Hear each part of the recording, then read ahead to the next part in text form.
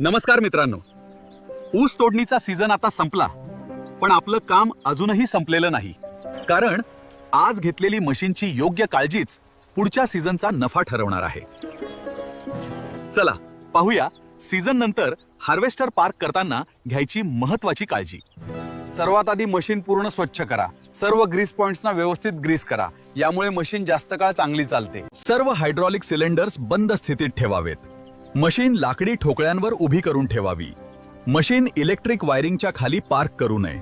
Engine cabin व driver cabin मध्ये उंदरांपासून संरक्षणासाठी उंदीर गोळ्या ठेवाव्यात. महिन्यातून 2-3 वेळा मशीन 15 मिनिटांसाठी सुरू करून सर्व हार्वेस्टिंग फंक्शन्स चालू करावेत. मशीन शेड मध्ये पार्क करावी. उन्हात किंवा खुल्या जागेत पार्किंग टाळावे. मशीनचा बॅटरी स्विच बंद करून ठेवावा.